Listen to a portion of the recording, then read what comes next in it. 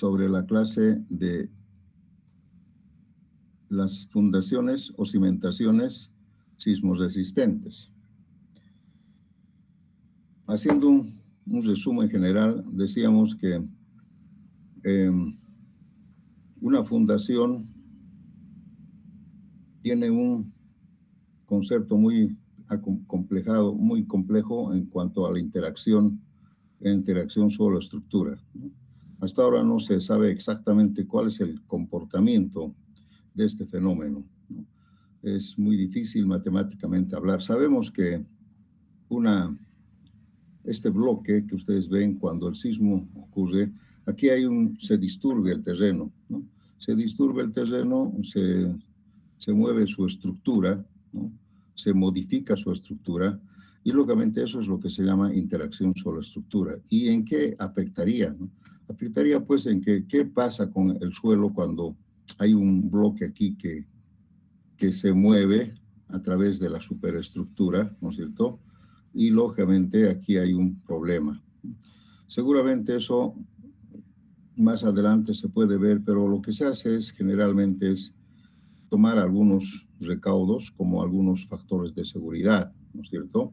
Por eso decíamos, cuando el suelo es muy blando, hay que amplificar la carga sísmica, ¿no?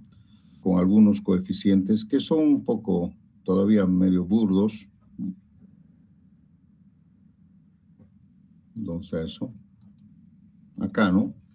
Este es el detalle, es de que para roca no hay problema. En roca sabemos que no existe ninguna interacción directamente.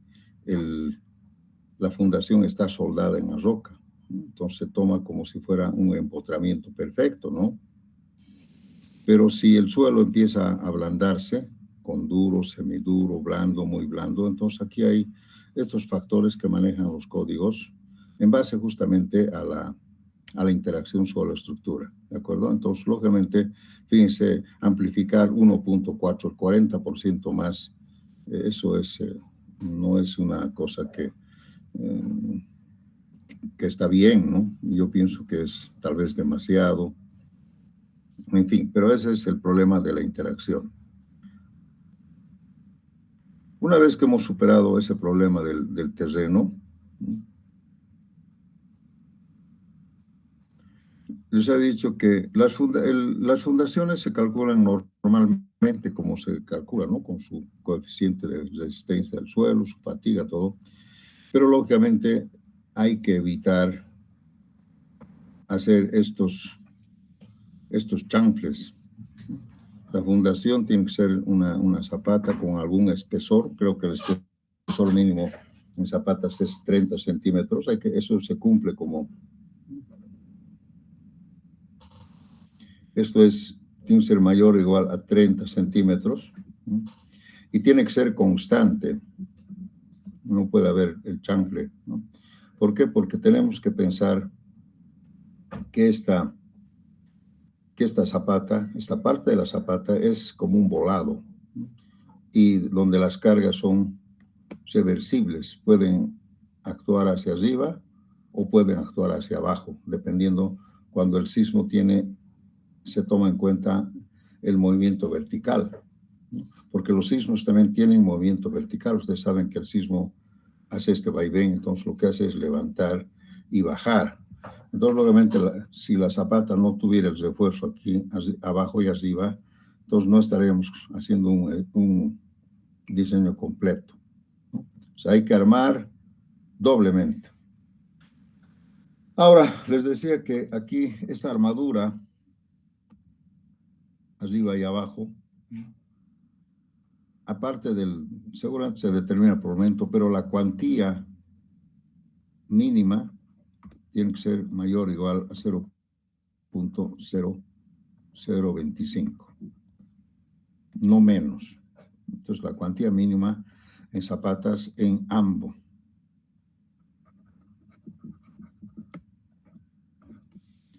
¿Ya? Eso es. Ahora, si nosotros podemos juntar con otra zapata, tipo radial, digamos, para que trabajen en forma radial, mejor.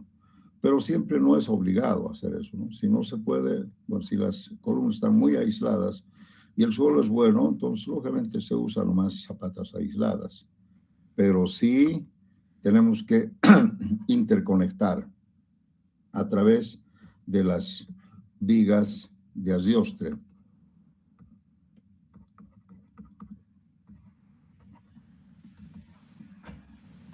Y estas vigas de aziostre son como columnas que trabajan generalmente a compresión.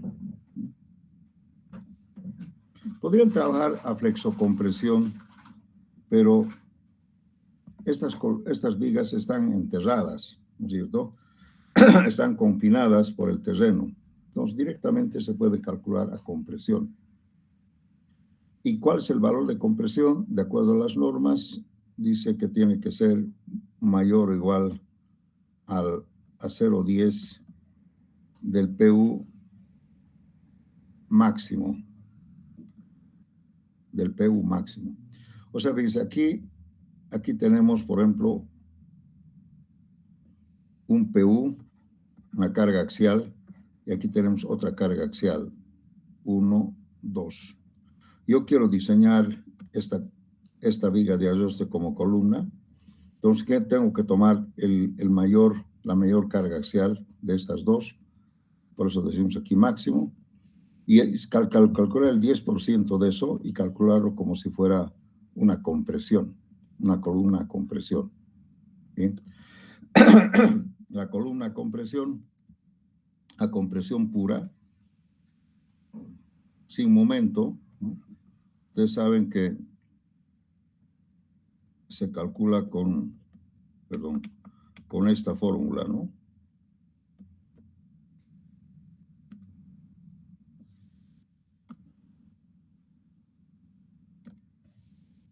Phi por Pn es igual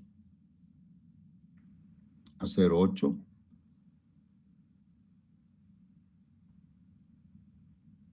por phi.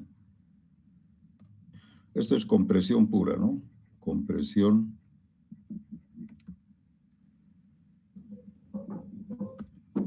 pura por 0,85 F'C por el Ag menos el acero total, ¿no? Más al acero total por Fy. Esta fórmula ustedes la conocen, ¿no? Lo único que quiero decir es que este phi puede ser 0,65 o 0,75, ¿no? Esto es para estribos helicoidales, o sea, tipo resorte, y estos son para estribos rectangulares. O sea, aquí vemos que los estribos helicoidales son más efectivos, ¿no? También creo que esto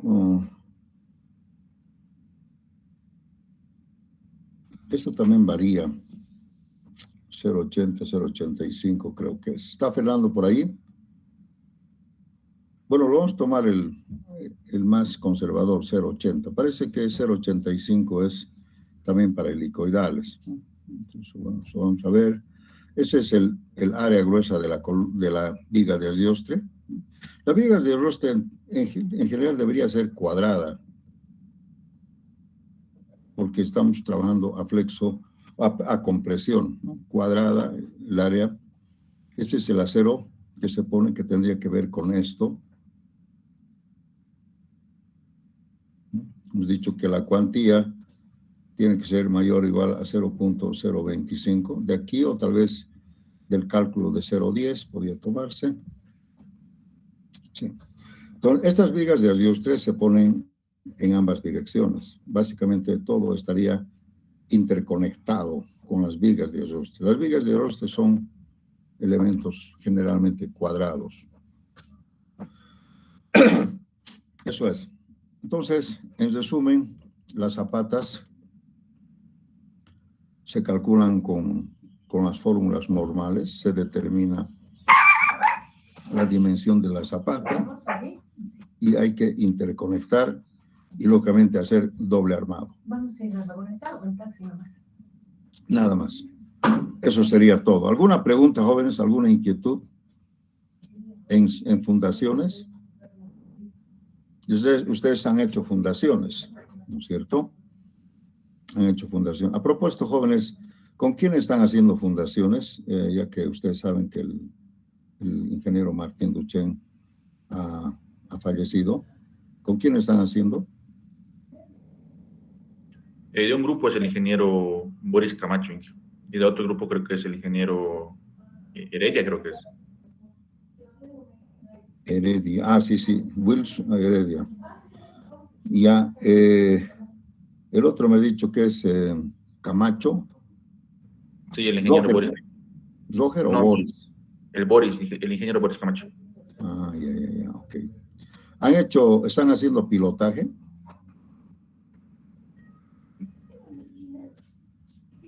No, todavía no, y no sé si haremos todavía. Ya. Recién va a ser la otra semana, ingeniero, pilotaje. Ya, pero como les digo, el pilotaje para mí simplemente es mejorar la calidad del suelo, la fatiga del suelo, nada más, como les había explicado. Yo no le tomo ninguno en cuenta y lógicamente el cabezal, que sería también como esta misma zapata, a una mejoría del terreno, es como una zapata que se llama cabezal, nada más, ¿no? Eso nomás es el concepto de pilotaje porque en realidad no hay una recomendación muy importante, digamos, para el pilotaje en sismos de extensión. Simplemente mejora el terreno, nada más. Entonces hacen las zapatas y luego se toma en cuenta en las vigas de arioste. Tal vez en las vigas de arioste ustedes, ¿qué le llaman a estas vigas cuando hacen para flexocompresión? Creo que le llaman vigas de fundación, ¿verdad? ¿Aló?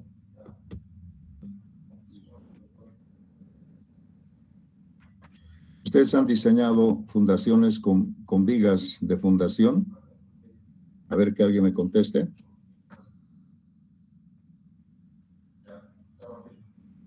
¿Aló? Hola. Sí, ingeniero. En fundaciones 1 hemos llevado. En fundaciones 1, allá. Y dígame, ¿y esas vigas de fundación, para qué solicitaciones diseñan? Momentos y compresión, flexocompresión. En el grupo del ingeniero Boris aún no ha llevado vigas de fundación. Wow, bueno.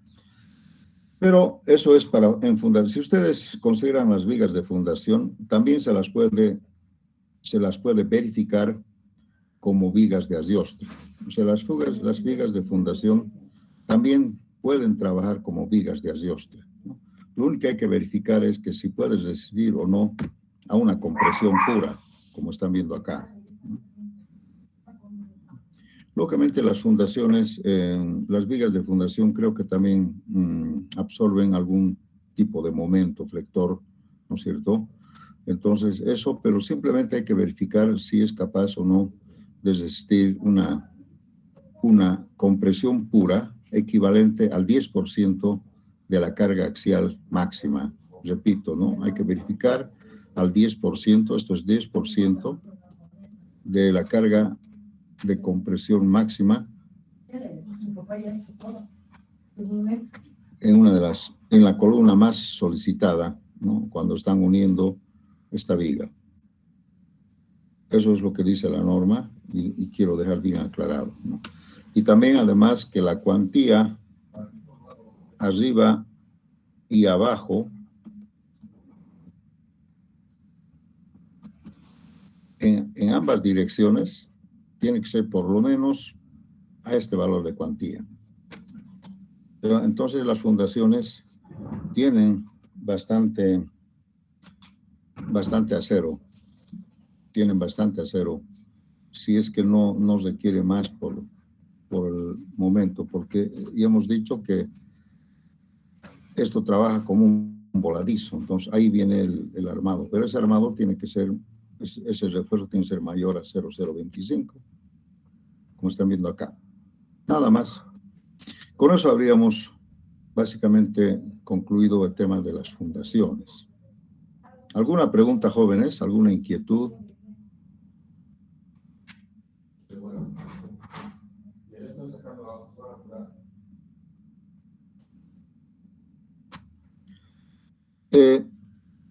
A ver, siempre yo he cuestionado este tipo de fundaciones.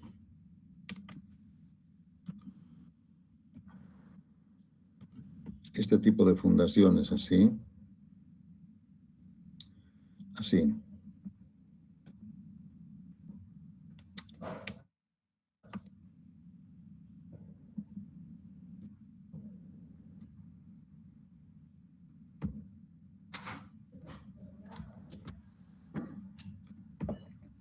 ¿Qué se llama estas fundaciones?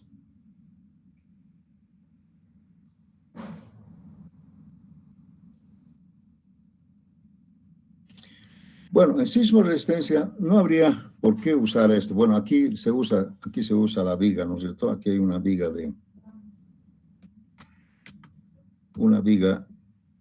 de fundación, ¿sí? Para equilibrar los momentos, ¿no? Y ustedes saben que la carga axial está acá.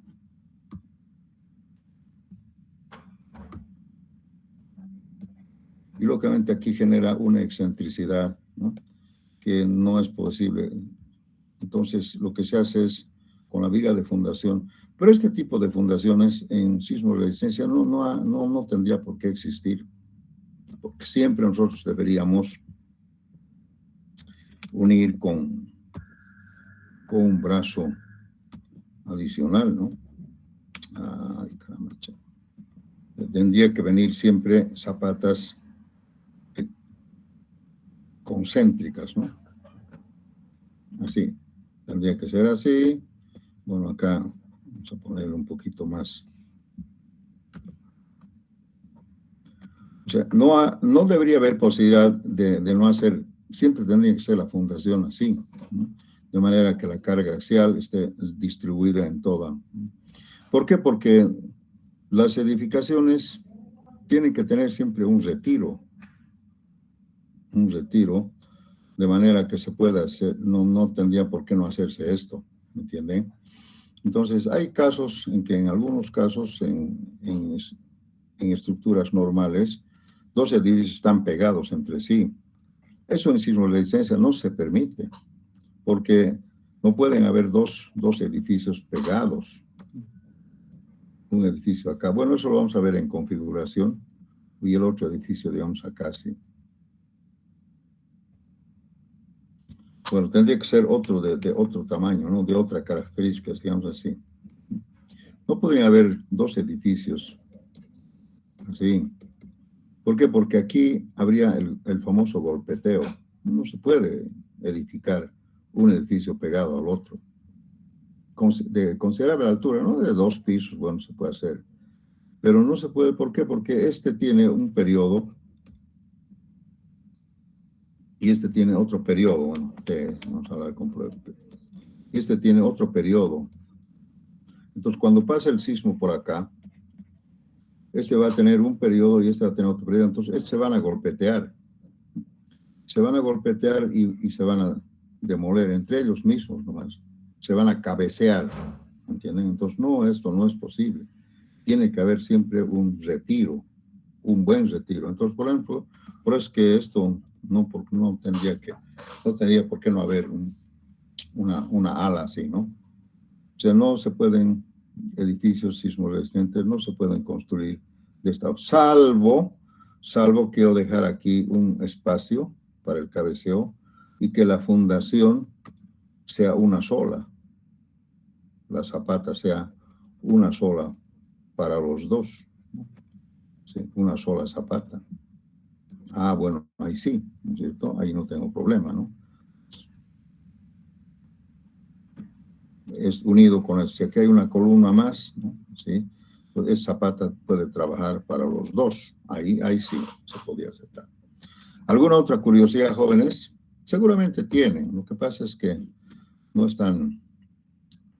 ¿Tienen alguna curiosidad en fundaciones? A ver, yo les voy a hacer una pregunta. ¿Cuándo se usa zapatas aisladas y cuándo se usa una losa radier? A ver, ¿qué me puede decir? Tema de fundaciones. Vamos. ¿Cuándo se usa losa radier o zapatas aisladas? Zapatas aisladas en edificios pequeños mayormente y losas radier cuando la presión del suelo exige zapatas más grandes y se traslapan, entonces se opta por losas radier. Correcto, es correcto, ¿no? Entonces, cuando las zapatas necesitan más grande, llega inclusive a traslaparse acá. Entonces lo juntamos, ¿no? Y se llama radiar porque, como está todas las cargas se irradian, ¿no? A través de las columnas por toda la losa en planta, ¿no? Así. Tuviéramos así, aquí está una columna, otra columna, otra columna. Entonces se irradian así, ¿no? Por eso se llama radier. Bien, pero es correcto, ¿no? Se usa en edificios grandes, básicamente es casi de cajón usar losas radier, ¿no? Pero las losas radier tienen que también tener aquí su brazo, ¿no? Su brazo pueden tener mejor, así tenemos mayor superficie de sustento para el suelo, ¿no? Así es. Bien, nada más, eso es fundaciones, no sé, seguramente ustedes tienen algunos otros temas más. Si no me la hacen, bueno, vamos a dar por concluido las cimentaciones, con el resumen de que se diseña nomás normalmente, solamente que hay que ponerle doble armadura y hay que usar vigas de asdiostre, que pueden ser las mismas vigas de fundación, pero hay que verificar que cumplan con la compresión. Mire, porque esto trabajaría a compresión y a tracción, pero en tracción no hay problema. El problema sería la compresión, porque la compresión nos podría generar tal vez algún problema inclusive de pandeo, ¿no? Lo más peligroso en las columnas siempre es la compresión, no la tracción. La tracción está garantizada porque seguramente los aceros están anclados en cada columna. Bien, no hay más preguntas, entonces vamos a dejar definido las fundaciones.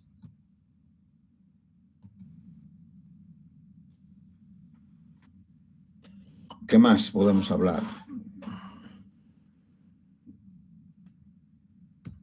Los otros elementos estructurales como las escaleras, etcétera, son también normales, ¿no? Las escaleras deben construirse monolíticamente con la estructura y con eso garantizamos el arrastramiento de las escaleras. ¿Cómo se arrastra una escalera? Lógicamente se hace pasar por el análisis, el computacional, con más las escaleras, o sea, se diseña en el ETAPS o en el SAR 2000, se colocan las escaleras como se ha concebido y esos son elementos rigidizantes, adiostrantes. Nada más. Yo creo que en escaleras no hay mucho problema. Lo que sí podemos ver este tema de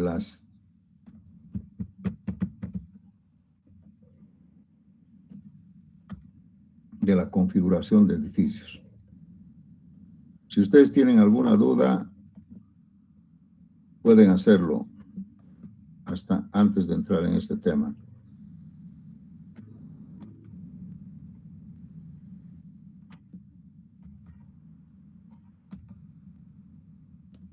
Configuración de edificios. Este es para edificios sismorresistentes, ¿no? La configuración de los edificios es un tema muy importante, ¿no? Configurar quiere decir estructurar, ¿no? Estructurar o componer una estructura, ¿no? De manera que pueda resistir a todo tipo de esfuerzos en forma simétrica, regular, normal, ¿no? Una configuración de edificios se puede caracterizar por tomar los criterios de estructuración adecuados, ¿no? Por la misma lógica, el trave, ¿no? Hay mucha lógica, ustedes saben, cuando hablamos de resistencias, de estabilidad, de garantía, de seguridad, hay mucha lógica, ¿no? Y la lógica nos da pues la misma naturaleza. Entonces, configurar es estructurar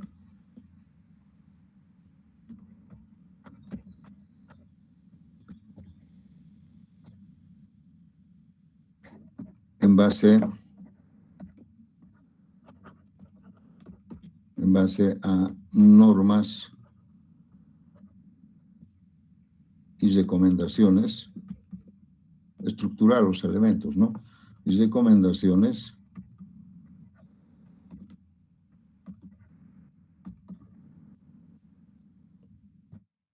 sísmicas. O sea, aquí tiene que ver el efecto sísmico, el comportamiento de un edificio al embate de los sismos. Pues para eso nosotros tenemos que preparar una estructura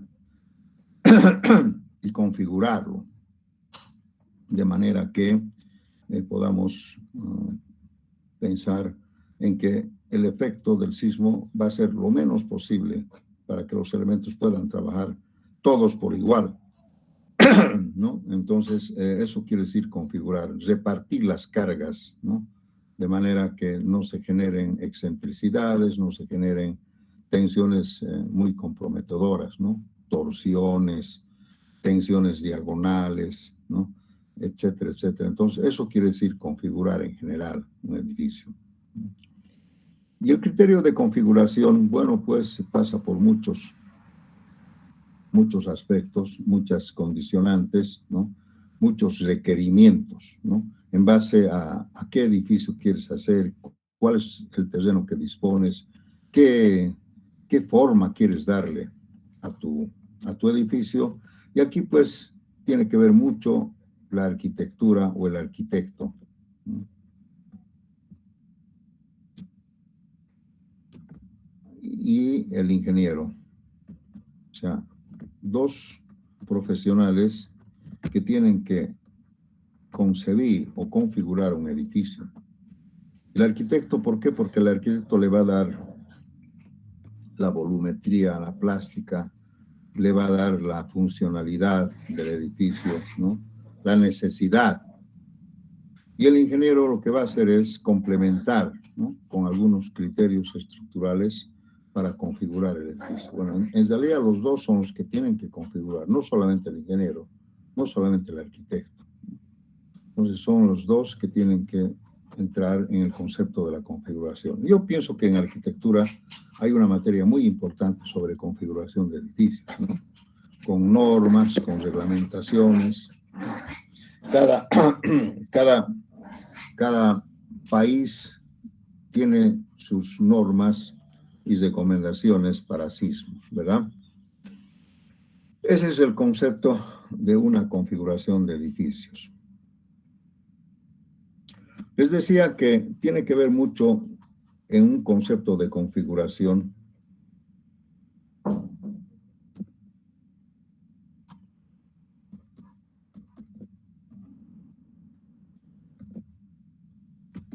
la naturaleza. La naturaleza, si nosotros observamos con detalle, nos puede enseñar mucho sobre cómo una estructura debe resistir. La naturaleza es sabia porque aquellos que no han resistido a la naturaleza ya dejaron de existir, ¿no es cierto?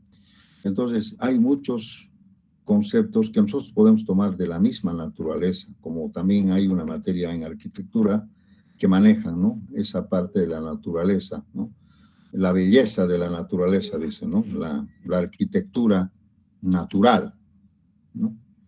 Entonces, nunca hay que ir contra la naturaleza, jamás, ¿no? Nunca hay que ir contra la naturaleza. Por ejemplo, miren, un árbol con follaje, ¿no? Un árbol que lógicamente tiene esta configuración, ¿no? Aquí está el follaje, ¿no? Y aquí está la resistencia. Entonces, ven, aquí puede haber viento o puede haber sismo. Y, lógicamente, este árbol tiene que tener, para que esté de pie, tiene que ocurrir algo. ¿Y qué es lo que va a ocurrir? Seguramente van a empezar a tener esta forma, ¿no? Esta configuración. Inclusive en el Chapare se puede ver algunas plantas que tienen, inclusive le salen unas patas acá, sí. Porque por la naturaleza este árbol necesita mayor estabilidad por efecto del viento o algo, y le salen unas patas para que este árbol no se caiga. Pues verán ustedes que aquí la naturaleza me dice que en esta parte tiene que haber mayor inercia y va disminuyendo poco a poco. Ese es el concepto de la naturaleza, pues. Los postes de luz, que son básicamente, antes eran las palmeras, ¿no? Los troncos de las palmeras también tienen ese concepto, ¿no? Hay una parte gruesa y hay una parte delgada, ¿no? Las palmeras que pueden tener grandes metros de luz. ¿Cómo resisten? Bueno, porque las palmeras además tienen unas fibras longitudinales que son de alta resistencia. Por eso que las palmeras pueden tener grandes alturas y no se caen, porque están con fibras, ¿no? Tienen fibras. Pero también esas fibras van aumentando en la parte de abajo. Y así podemos hablar de muchas configuraciones naturales, ¿no? En los animales también se ve alguna configuración, ¿no? En los caballos, en fin, en muchos elementos, en muchos animales se ven alguna configuración de equilibrio, ¿no? De estabilidad, ¿no? En fin, por ejemplo, las gallinas solamente se paran en dos patas, pero tienen pues el cuerpo tan herméticamente, tan proporcional, ¿no? Que seguramente su centro de masas está ahí, ¿no? Entonces, ¿cómo se pueden sostener perfectamente en dos patas, ¿no? Básicamente esto, teniendo este cuerpo así. Lógicamente ahí ustedes han visto que las patas tienen este concepto, ¿no? Alargado acá, como los patos, las gallinas, ¿no? Pues justamente esta es la zapata, ¿no es cierto? Y así podemos analizar caso por caso, ¿no? Los camellos, una serie de animales que tienen que sufrir grandes embates, ¿no? Al viento, etcétera, etcétera. Eso es. Entonces, configurar tiene que haber también la naturaleza que enseña a que hay unos requerimientos, ¿no? Por ejemplo, las gallinas, como les decía, ¿por qué tienen pues así más alargadas donde están sus dedos? Tienen más, cuanto más altos y más gordos, esto crece más, ¿entienden? Entonces, ese es el concepto de la naturaleza. Bien, se puede hablar bastante sobre eso, pero simplemente quiero decirles que configurar es estructurar de acuerdo a los conceptos de la naturaleza y a las normas y recomendaciones. No se puede concebir un edificio en forma caprichosa porque se ve bonito, arquitectónico. Hay arquitecturas muy arriesgadas, ¿no? Muy complejas, muy complicadas, que lo único que hacen es incrementar el gasto innecesario, ¿no? Se puede hacer muchas cosas, ¿no? Pero es el gasto innecesario, ¿no? Por ejemplo, miren la Torre de Pisa. así está. Sin exagerar, tiene un ángulo bastante pronunciado.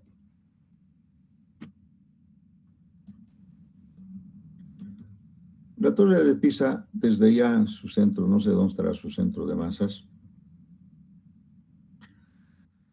Esto ya debía haberse caído hace tiempo, ¿no? Porque lógicamente aquí ha habido una falla en el suelo, básicamente no en la estructura, sino en el suelo, ¿no?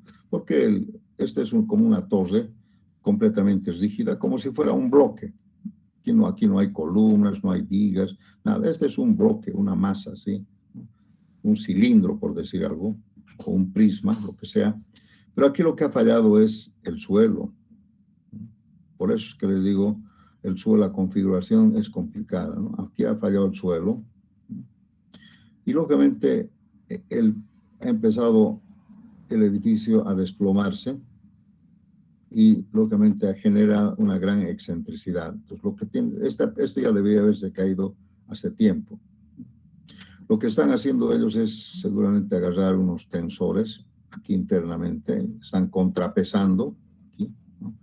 Para que no ceda, pero cada año cede un poquito más y cada año gastan un montón de plata, porque como este es un monumento nacional, entonces ellos tienen un dinero para invertir, ¿no? En su estabilidad. Entonces van aquí aumentando contrapesos, van colocando aquí una serie de riostras, en fin, no sé, algo están haciendo cada año y sacando la carga de aquí, llevando al otro lado, para tratar de que esto no aumente. Pero estamos viendo que esto está aumentando. Un de esos seguramente se va a decidir demolerlo, ¿no? Que ya se ha sugerido varias veces. Entonces, aquí vean ustedes, aquí puede haber un ejemplo de que evidentemente no está mal configurado el edificio, pero aquí ha habido una falla en el suelo. En el suelo, y seguramente esto tiene que ser. Otros muchos ejemplos vamos a ver más adelante. Pero yo digo siempre, la configuración en general requiere, primero, este concepto, simetría.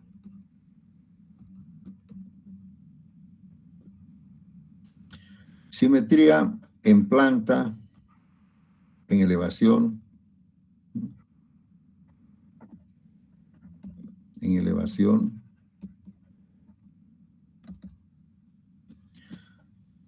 y eso es muy importante. También vamos a concebir estructuras asimétricas o simétricas dentro de la simetría.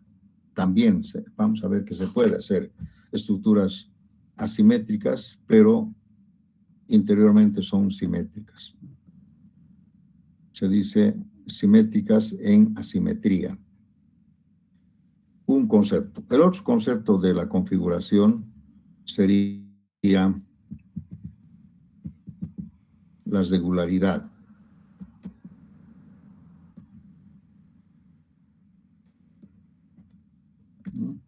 En base a las dimensiones podemos obtener regularidad en planta y en elevación.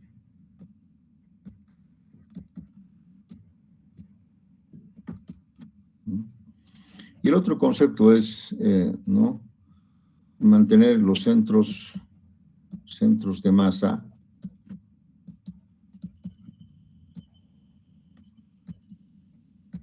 dentro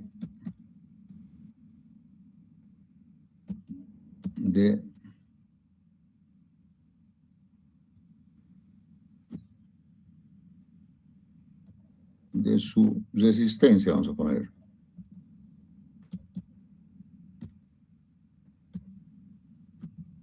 Natural. Por ejemplo, una pirámide. ¿No? Bueno, está muy chueco. ¿Sí? Una pirámide, que puede ser una edificación, un bloque, lo que ustedes quieran. Una pirámide tiene su centro de masas, bueno, es simétrica, regular, ¿no? Lo que ustedes quieran, tiene, pero su centro de masas normalmente debería estar acá, a 1/3 de la altura. Pero ¿qué pasa si viene un arquitecto loco y dice construiremos algo novedoso, fuera de lo normal, no como los ingenieros que son unos cuadrados, no sé, unos cuadrados que conciben cosas horribles, ¿no? Construiremos una cosa así, qué interesante, ¿no? Qué lindo ahí. Construiremos una cosa así. Su centro de masas, lógicamente, está por acá arriba. Además, aquí, fíjense dónde es, cuál sería la estabilidad que podría generar, ¿no? Entonces, lógicamente, esto está pues contra la naturaleza. No hay nada como esto. Está contra la naturaleza. Pues no se puede concebir esto. Eso se llama configurar, ¿no es cierto? No puedo configurar esto. Desde luego que esto no va contra ninguna regla natural, ¿no? Ni con la lógica física, ni con la lógica física funciona esto, ¿no? Ni con la gravedad. La gravedad, imagínense, está fuera de órbita, ¿no? ¿Cómo podríamos resistir esto? Yo tendría que, pues, de las nubes traerme unos cablecitos aquí, ¿no? Y amarrarlos a las nubes. Tal vez así podría resistir, ¿no? O tal vez poner aquí un globo aerostático que esté ahí permanentemente y que pueda tener la capacidad de resistir esta carga, ¿no? Que un globo sustentado en alguna cosa, si alguna vez se concibe, ¿no? Un globo ahí que tenga esta posibilidad de ascenso, ¿no? Entonces ahí está, y ahí lo amarro al globo. Una belleza, ¿verdad? Lindo. ¿Y dónde está ese globo? ¿Cómo funciona ese globo, no? En fin. Y los arquitectos dicen, pues, no, pues tú solucionas, ¿no? Para eso eres ingeniero. Pero yo no puedo ir como ingeniero contra la naturaleza. No puedo ir, porque eso no se puede concebir, ¿no? Ustedes saben que la gravedad es un efecto natural, ¿no? La gravedad es un efecto natural que es una ley que tiene nuestro planeta gravitacionalmente hablando, ¿no? Entonces, yo estaba leyendo, a propósito de la gravedad y de la naturaleza, estaba leyendo en algún WhatsApp que me ha mandado que dice que hay 10 lugares en el mundo que están contra la gravedad. Ustedes han debido leer, ¿no? Que, por ejemplo, en un camino con pendiente, ¿no? Dice que una lata está roda hacia arriba y no hacia abajo, porque está contra la gravedad. Dicen, hay un lugar, ¿no? Que, por ejemplo, en una caída de agua, una catarata, el agua más bien cae hacia arriba y no hacia abajo. Locura, ¿no? El agua no cae abajo, sino va arriba y aquí se pulveriza con el aire y recién cae. Así es lo que dicen. Pero yo creo que es el viento, ¿no? El viento puede hacer. Pero este fenómeno yo no puedo creer, ¿no? Que puede rodar hacia arriba y no hacia abajo. O sea, no hay gravedad. No hay gravedad, ¿no? ¿Ustedes han leído eso? ¿Alguien ha leído esos 10 puntos?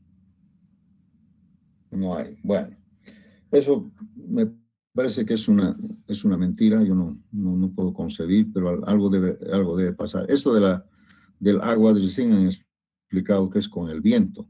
Y cuando está cayendo el agua, viene un viento y lo levanta hacia arriba. Entonces, aparentemente, está contra la gravedad. Pero no, eso es con el viento. Una ráfaga de viento que puede venir por acá y levanta el agua. Entonces, el agua, en vez de caer, está subiendo. Y luego se pulveriza por ahí, y ese es el fenómeno. Esto puedo creer, pero esto yo no puedo creer, ¿no? A ver, ¿quién ha leído eso? Hay varios puntos. Bueno, eso es contra la gravedad, que en realidad no debe existir. en ningún lado. Pero hay tantas habladurías. El Triángulo de las Bermudas dicen que está contra el centro magnético, etcétera, etcétera. Cosas raras que pueden ocurrir en algunos puntos de la Tierra.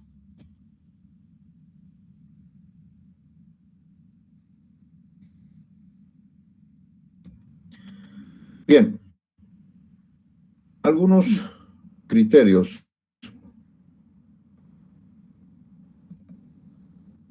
de configuración, no todavía de estructuración, sino de configuración. Bajo esos conceptos de simetría, regularidad, normalidad, centro de masas y todo eso, ¿no? A ver.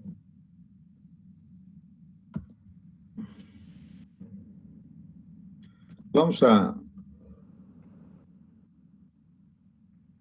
primeramente, cuando hablamos de regularidad en planta,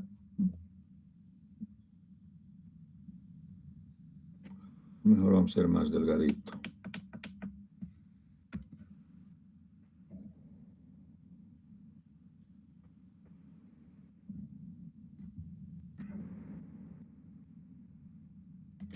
Evidentemente yo sé que configurar un edificio así, completamente regular, demasiado regular, seguramente me va a crear un cajón de fósforo, ¿no? Pero tenemos que partir de ahí y tenemos que empezarle a hacer algunas adecuaciones, ¿no?, arquitectónicas para que no se vea así. Pero básicamente su configuración inicial, ¿no?, es esta, ¿no? Tengo aquí, yo quiero hacer un edificio, puede ser cuadrada, rectangular, pero de una planta en planta regular, ¿no? Regular. Entonces, también tenemos que pensar 1, 2, 3, 4, 5. ¿no? Tenemos que pensar que podemos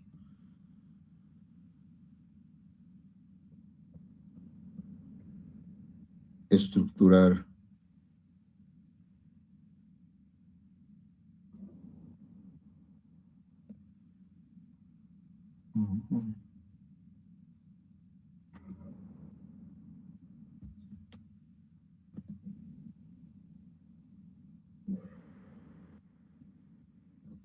sería una maravilla partir, por ejemplo,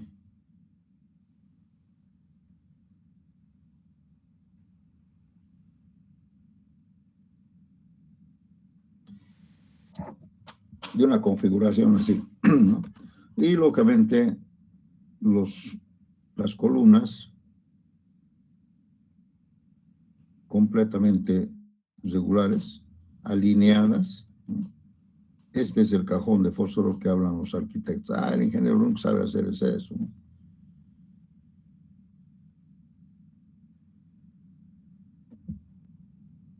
Pero yo les digo, en base a esta base, se puede configurar haciendo algunas variaciones o modificaciones dentro de los conceptos regulares, ¿no?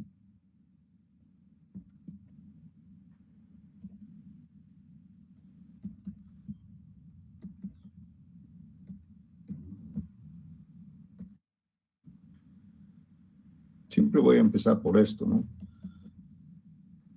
Aquí tengo un edificio así, completamente regular, simétrico, en fin.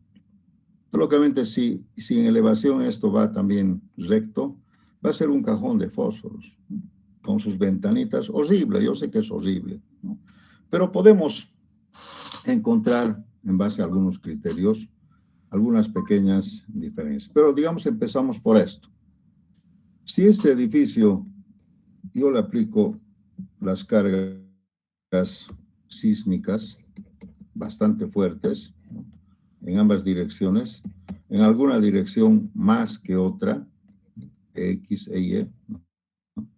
Aquí, por ejemplo, podría ser 100% y aquí podría ser 70%, algo así, ¿no? Dependiendo de concebir, digamos, una dirección. Y estos son sus catetos, ¿no? Entonces, aquí podemos ver que en base a esto yo necesito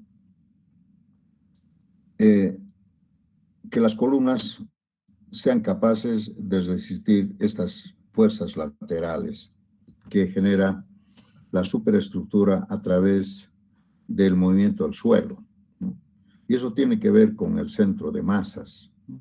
El centro de masas me va a generar estas fuerzas equivalentes, pero fuerzas dinámicas, no estáticas, ¿no? Dinámicas. Entonces, posiblemente yo necesite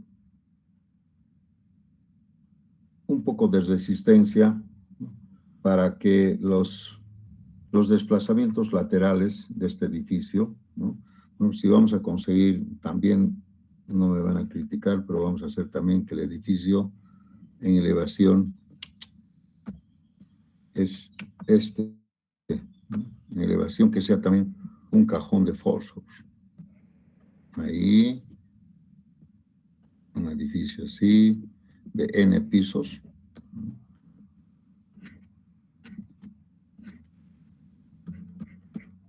Y así. Entonces, fíjense, seguramente nosotros podemos encontrar un centro de masas, ¿no? Y que va a tener este movimiento y en la otra dirección debido al movimiento del suelo, que a través de la fundación se transmite este movimiento a la superestructura. Aquí, a partir del centro de masas, me va a generar una fuerza dinámica, ¿no? Como respuesta. Entonces, lógicamente, aquí yo tengo que pensar que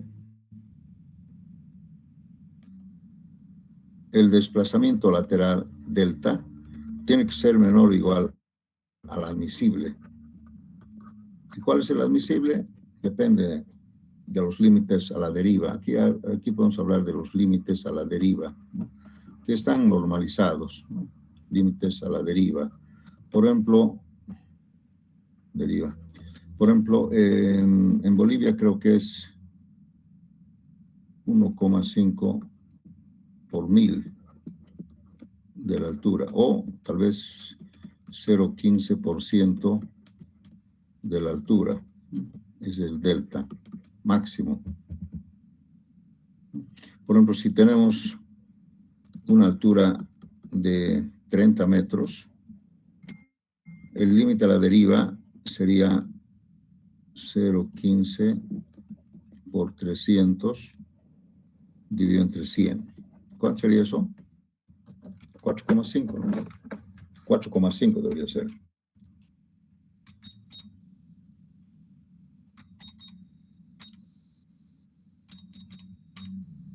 No, entonces no, esto tiene que ser 4,5, algo está mal. 1,5% sería entonces.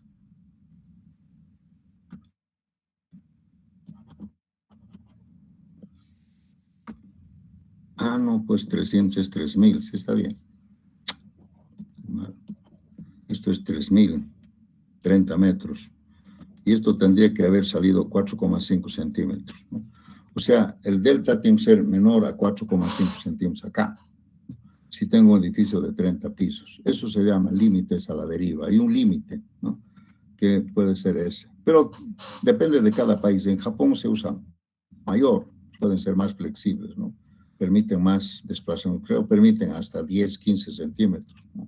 Pero aquí en Bolivia son estos límites a la deriva. Entonces, ¿qué pasa? Que yo tengo que darle el adiestramiento para que no ocurra esto, ¿no? Para que sea una estructura adiestrada. Entonces, para adiestrar, nosotros no podemos usar pues esos tensores así, ¿no? Tenemos que rigidizar las columnas en la dirección adecuada, ¿no? Aquí estamos viendo, digamos, el lado débil, 1, 2, 3, 4, 1, 2, 3, 4. Es lo mismo, bueno, está simétrico, pero siempre puede haber una dirección débil en que la otra.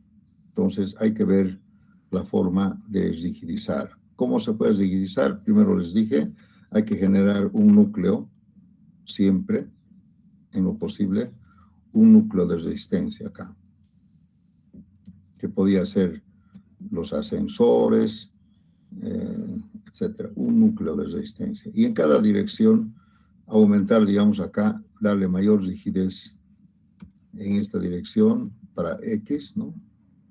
Y para Y otra, dependiendo, ¿no? Darle una rigidez. Este muro trabaja solamente en X, esto nomás, y aquí hay otro. Si esto no es necesario, porque fíjense acá hay problema también de rotación. Como estas cargas son así, puede haber también rotación. Entonces no tengo nada que me ayude un poco a la rotación.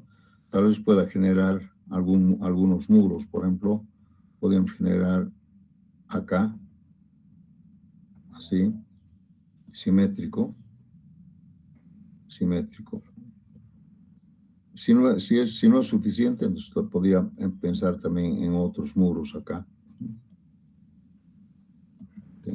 Esto quiere decir configurar. Miren, estoy configurando esto en planta. En elevación también se puede configurar. Entonces, en base a esto podemos hacer algunos cortes.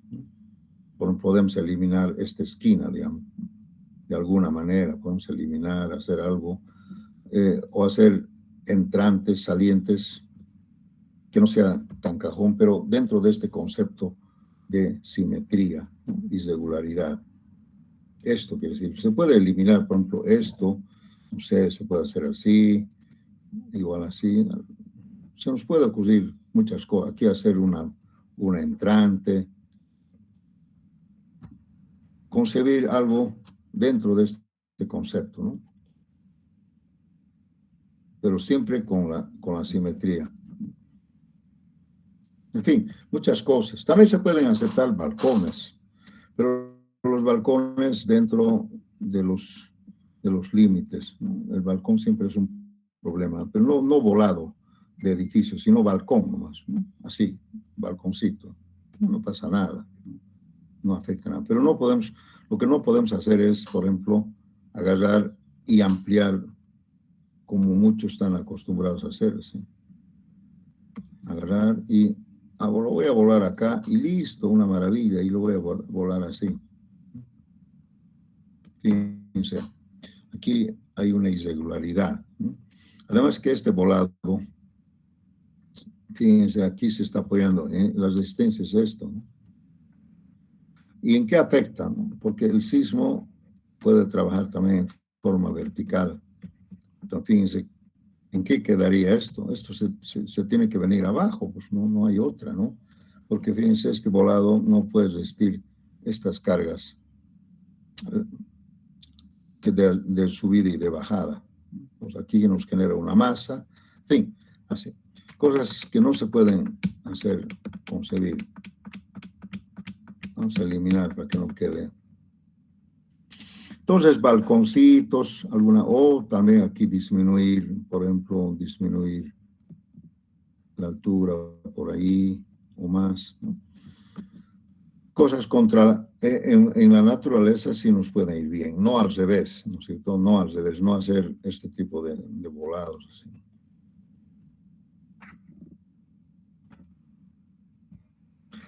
Dice que siempre se puede encontrar alguna solución en alguna edificación, pero básicamente configurar quiere decir esto. No puedo yo eliminar esta columna, que no haya esta columna, pero ¿y dónde se va a poner? No, el ingeniero sabe. No se puede, ¿no? Es configurar quiere decir darle este criterio estructural, ¿no?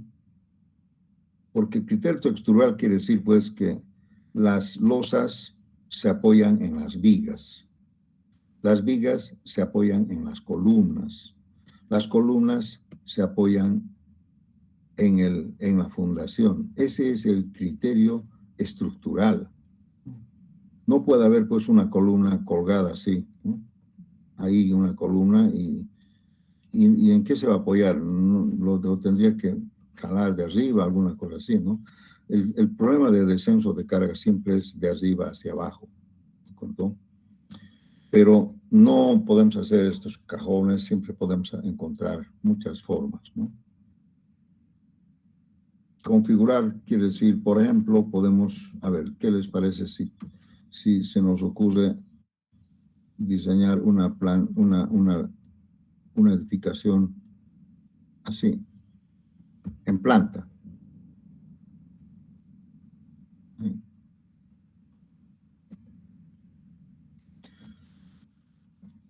Desde el punto de vista,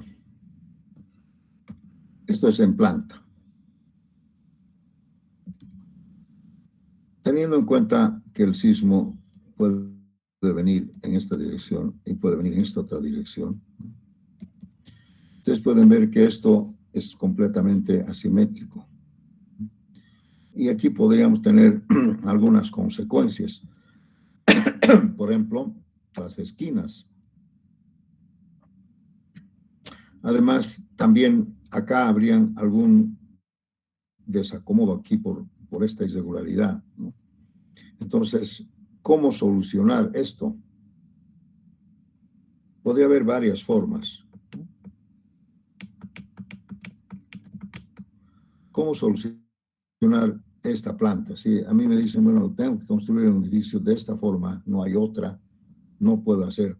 Lógicamente, yo tendría que partir de varias soluciones. Una, por ejemplo, podría ser, vamos a hacer así nomás, ¿no? Una podría ser dividir en bloques A, B y C. Y lógicamente acá hay que dejar alguna junta para el golpeteo, ¿no? Así podría ser una solución. La otra solución podría ser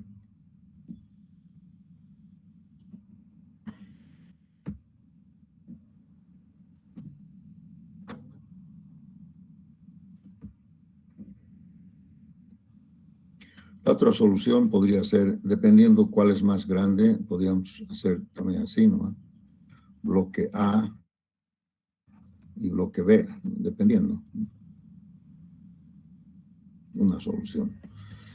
O, lógicamente, hay para compensar, ¿no?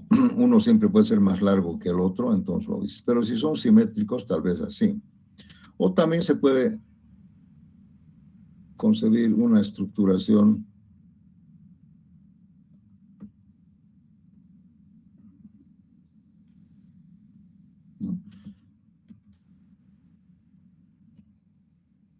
así, un bloque A y un bloque B. Pero aquí verán ustedes que aquí hay una gran irregularidad. Aquí hay una gran irregularidad que tampoco no es muy aceptable, ¿no? Pero aquí el concepto era dividir en bloques. Pero estas puntas están complicados, ¿no?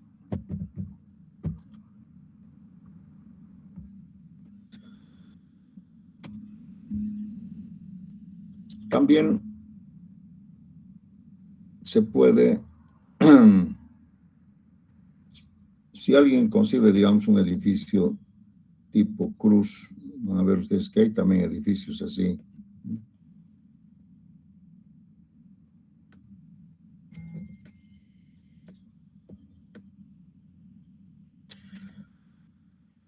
Podemos encontrar varias formas, ¿no?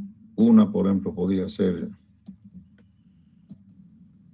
así, dividir en bloques, A, B, C, D, E, en bloques, o también partirlo en dos, de alguna forma, pero encontrar este concepto de, porque esas esquinas siempre van a ser complicadas, ¿no? Estas esquinas y también estas esquinas cuando trabaja todo uno solo, porque el sismo pues viene.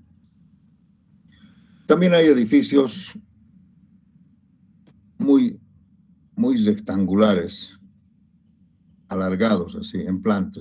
Todo estoy haciendo en planta primero, muy alargado.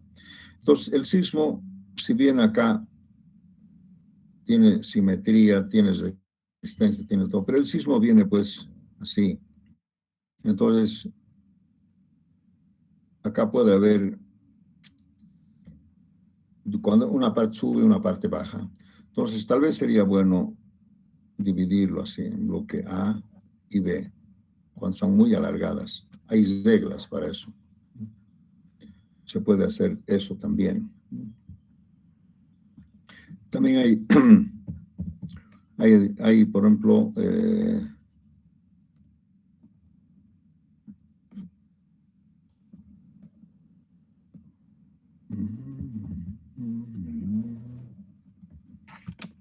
a ver, este triángulo. He visto también edificios así, triangulares, en planta.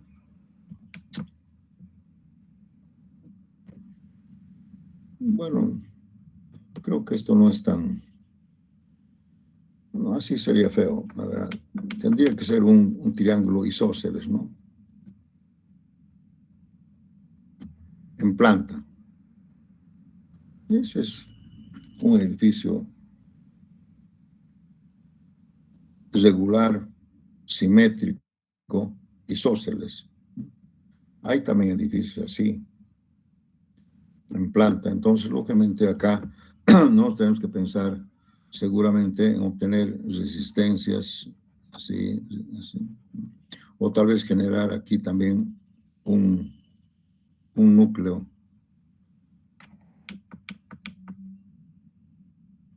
Un núcleo igual, un núcleo así, lo que sea, un núcleo de resistencia, pero tiene que haber, para la torsión también tenemos que generar elementos así, que puedan resistir en planta. Otras formas, a ver, vamos a ver un poco el libro, aquí tengo algunas formas.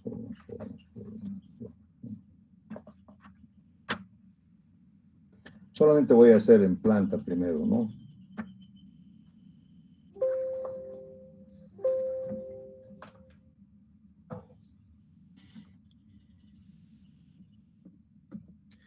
Bueno, en general,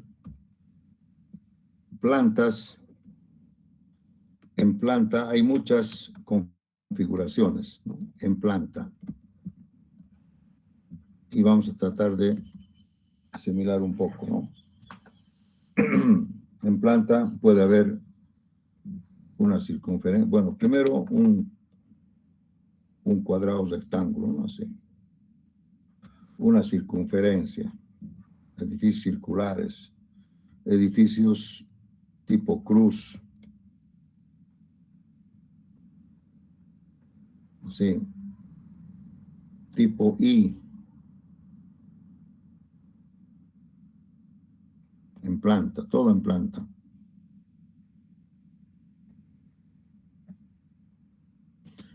También tipo O, ¿sí?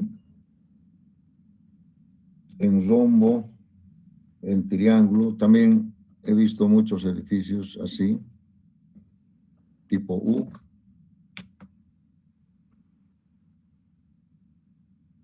Eso se llama configurar, ¿no?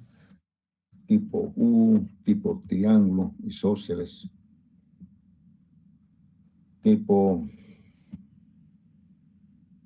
polígono, pero siempre con alguna regularidad simétrica. El polígono, por ejemplo, es como una circunferencia. Pero hay algunas asimetrías. Este ya es asimétrico en una dirección, como también la L es asimétrico, ¿no? Pero también se puede concebir. También he visto edificios de esta forma, ¿sí? Curveados, en planta, con alguna curvatura, ¿sí?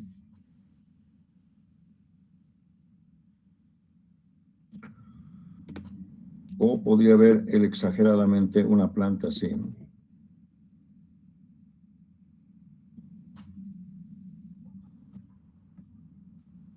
Bien, y otras formas también hay en forma de Y, ¿no?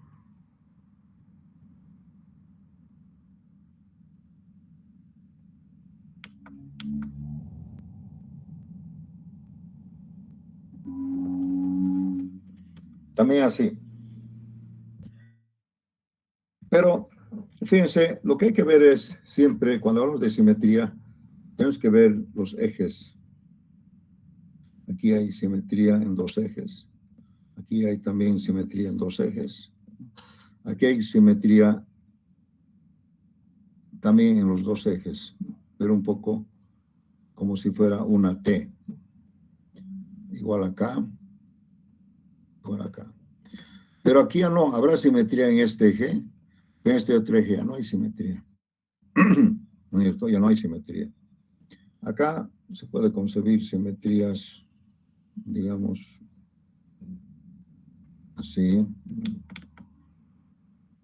Aquí no hay simetría, hay simetría en este eje y no hay simetría en el otro eje. Tenemos problemas, ¿no? Aquí hay una, es simétrico, pero asimétrico. Bueno, aquí puede ser simétrico. Aquí no hay simetría, ni en este eje, ni en el otro eje. No hay. Acá hay simetría en un eje, en el otro no. Acá hay simetría en un eje solamente. Y aquí no hay simetría en ninguno de los ejes, ¿no? Pero hay una particularidad, ¿no? Que vienen así, más o menos. Pero no hay simetría en ningún eje. Entonces, ¿cómo podemos configurar estas asimetrías? ¿Cómo podemos configurar, ¿no? Seguramente acá inmediatamente se nos puede venir que podemos dividir tal vez esto en bloques. Bloque A, B y C. Y ahí encontramos la simetría, ¿no? De cada uno de ellos. Acá. Aquí no hay simetría.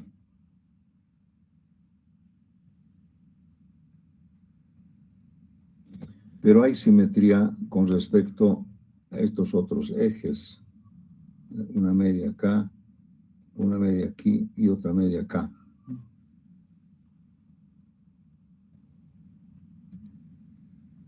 Así.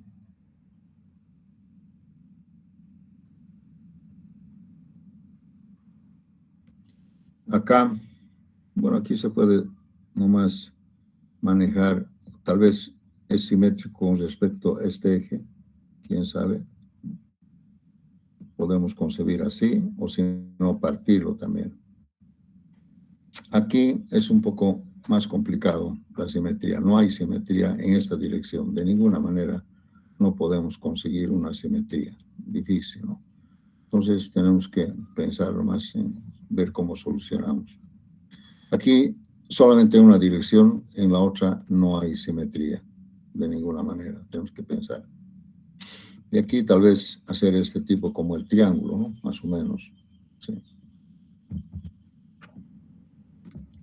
Eso es. Entonces verán ustedes que cuando hablamos de simetría, algunos no podemos encontrar una simetría adecuada, ni aquí ni acá.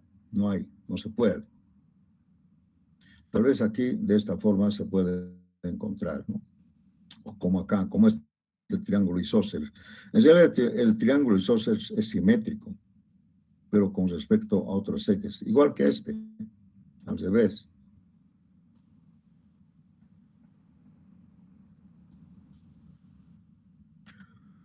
Este es el concepto de la simetría. Tiene que haber un eje de simetría, ¿de acuerdo?